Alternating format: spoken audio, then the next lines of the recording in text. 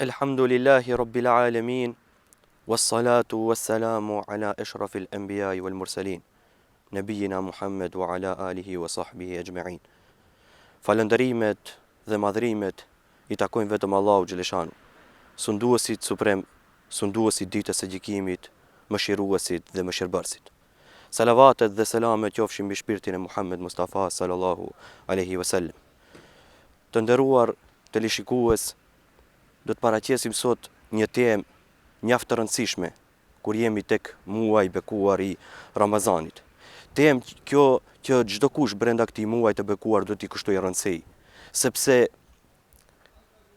në bazë të zemrave tona, në bazë të ngritjes tonë shpirtërore, ashtu edhe do t'i rregullojmë raportet tona me Zotin e Madhërisëm. Andaj tema që do të paraqesim sot para jush është le të agjëroj zemra ite. Të agjërosh me zemër do të thotë të ruash zemrën, të i vendosësh zemrës një pëlhur, një mbështjellse, që të ta mbrosh ato nga ndikimi i epshit, nga ndikimi i shejtanit të mallkuar. Ne në këtë muaj synojmë arritjen e devotshmërisë. Pra, devotshmëria është synimi jon esencial që duhet të arrijmë brenda këtij muaji. Nëse nuk arrihet devotshmëria, nuk kemi përfitu asgjë nga muaji i bekuar, përveç se kemi abstenu nga haja dhe pija. Andaj nuk ka mundësi që të arrihet devotshmëria nëse ne në zemrat tona, në shpirtat tonë kemi smundje që e rrezikojnë ngritjen tonë shpirtërore. Devotshmëria është ngritja më e lartë shpirtërore. Andaj kjo nuk mund të arrihet vetëm nëse menjanohen, vetëm nëse shërohen zemrat tona nga sëmundjet të ndryshme që mund ta godasin ato. Andaj ky muaj është muaj i artë që ne mund të ngritemi shpirtërisht, mund të arrijmë që të krijojmë raporte të mira me Zotin e Madhëruar. Dhe le të na shërbejë ky muaj si muaj i ngritjes shpirtërore, si muaj ku do të ngadhnjeje shpirtërorja mbi epshin, si muaj ku do të ngadhnjeje besimi i sinqert mbi egon tonë. Pra ky muaj është një mundësi e artë, sepse edhe ndikimi i shejtanit në këtë muaj për të godit në zemrat tona është i ulët. Ne e dim, siç tha Muhamedi sallallahu alaihi wasallam, se brenda muajit të bekuar lidhen shejtanët. Nëse dëshirojmë të arrijmë lumturinë reale në këtë botë, patjetër se duhet të angazhohemi, patjetër se duhet të japim mund sakrificë për ngritjen tonë shpirtërore, për triumfin mbi betejat shpirtërore. Pejgamberi sallallahu alaihi wasallam tha: "Leysat al-ghina bi kathrati al-mal, walakin al-ghina ghina al-mal, walakin al-ghina ghina an-nafs." Nuk është i pasur ai i cili ka pasuri materiale, por i pasur dhe i lumtur është ai i cili ka pasuri shpirtërore, ai i cili është i ngritur shpirtërisht, ai i cili ka kontribuar në vetveten e tij. Ky njeri konsiderohet i lumtur. Pra njeri i cili ka kontribu në shpirtin e tij, ka ngadhnjë shpirtërorja mbi materialin, në vetveten e tij, në brendin e tij. Andaj lufta jon duhet jetë pikrisht për ngritjen tonë shpirtërore. Prej kur Allahu xhaleshanu ka krijuar Ademin alayhis salam, e derisa do të ekzistojë njeriu i fundit në këtë botë, gjithmonë lufta do të jetë e brendshme, do të jetë një luftë e ashpër. E çdo kush që do të triumfojë në këtë luftë, do të shpëtojë në ditën e gjykimit kur dalim para Allahut të Madhërisëm. Tha Allahu xhaleshanu në Kur'anin famlar, qad aflaha man zakaha, ka shpëtu ai i cili e ka pastruar shpirtin e tij, ai i cili ka triumfuar në betejat e brendshme. Andaj lufta është se kush do ta mposhtje zemrën, kush do të ketë ndikim, epshi apo besimi i sinqert.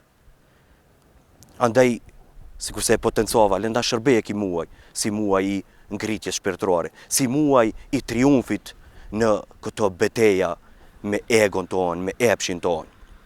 Ky muaj është një mundësi e artë që të ngadhnjej shpirtërorja mbi materialin. Pikrisht këtë qëllim, këtë mesazh, kjo është objektiva finale që duhet të realizohet brenda këtij muaji të bekuar. Nëse dëshirojmë përfundim të mirë, që dalja nga kjo botë të jetë dalje e suksesshme, të dalim me besim të pastër, patjetër se duhet të intervenojmë në zemrat tona, të bëjmë përpjekje për të ngritur shpirtërisht.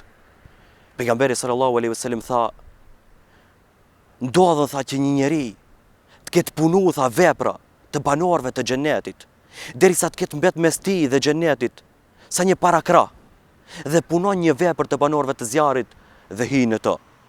Që ka para se ti dale shpirti, bën një vepër të banorëve të zjarrit dhe futet në to.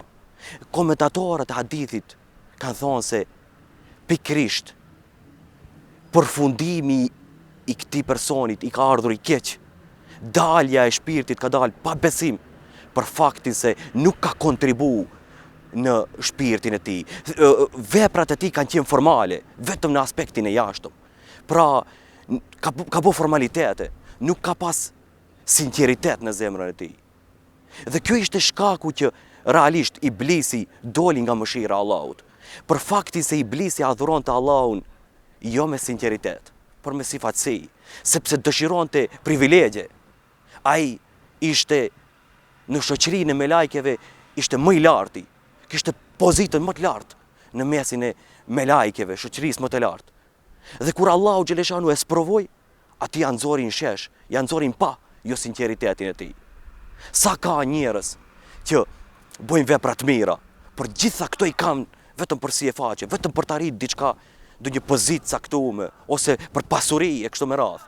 Dhe Allahu i sprovon në një moment caktuar dhe ju del në shesh jo sinqeriteti. Ju del në shesh sifatësia, sepse gjitha këto janë të brendshme. Andaj lufta jonë duhet të jetë pikrisht në zemrat tona. Nëse dëshirojmë të triumfojmë, betejë është mjaft e rrezikshme të nderuar teleshikues. Andaj çdo kush që triumfon në këtë betejë do të jetë shpëtimtar. Zemra është organi më i rëndësishëm në trupin e njeriut, edhe në aspektin fizik dhe në ato shpirtëror. Sepse në momenti që përfundon puna e zemrës, trupi vdes, njeriu më nuk është funksional. Por edhe nëse e shikojmë në aspektin shpirtëror, në moment që njeriu goditet nga smundje të ndryshme dhe i ngurtësohet zemra, i bëhet e egër, i bëhet e vrasht, ki është vetëm një trup fizik që ecën në tokë, por që nuk ka asnjë çfarë vlere të Allahu i Madhërisëm. Allahu nuk shikon në trupat tonë, por shikon vetëm në zemrat tona. Shikon vetëm në brendin tonë, dhe mbi bazën e kësaj do të jetë edhe triumfi ynë, do të jetë edhe shpëtimi ynë para se të dalim, kur të dalim para Allahut të Madhërisëm. Zemra është e luhatshme. Për këtë arsye në Kur'anin famuljar ka ardhur me fjalën qalb, që do thotë diçka që rrotullohet, diçka që lëvizën. Zemra nuk është stabile. Ekzistojnë faktorë ndryshëm që ndikojnë në destabilizimin e zemrës. Muhamedi sallallahu alaihi wasallam në një hadith kur e përshkruan zemrën bën një krahasim metaforik. Thot, zemra thot është sikurse ajo një pend e një zogu, që nëse e vendosim thot në shkretir, ajo thot do të lëvizje varësisht ka do të frije era. Kështu janë edhe zemrat e njerëzve. Ndikohen nga shumë faktorë dhe këto bëjnë që të ketë destabilizim të zemrës, defokusim të zemrës. Andaj, cili është ilaçi më i mirë që neve të na ndihmojë që të kemi një zemër stabile, të qëndrueshme dhe të triumfojmë në betejat e brendshme, padyshim se është meditimi dhe vetlllogaritja. Nëpërmjet vetlllogaritjes, të nderuar teleshikues, ne arrijmë të izbulojmë të metat që i kemi në shpirtin tonë. Ndërsa nëpërmjet meditimit arrijmë të kuptojmë madhështinë e Allahut fuqiplot.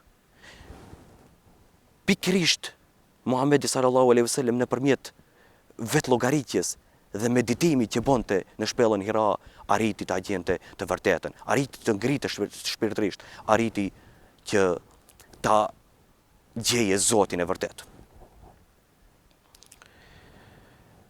Për fund, lutim Zotin e Madhëruar që të na bëje prej njerëzve të cilët triumfojnë në beteja shpirtërore.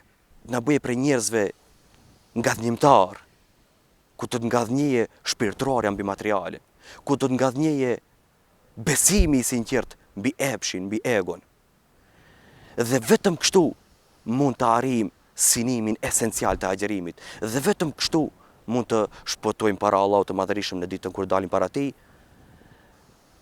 dhe Ramazani let na shërbeje si një mundësi që ne të triumfojmë në betejat e brendshme.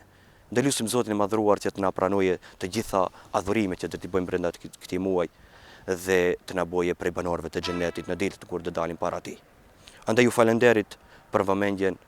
Assalamu alaikum wa rahmetullahi wa barakatuh.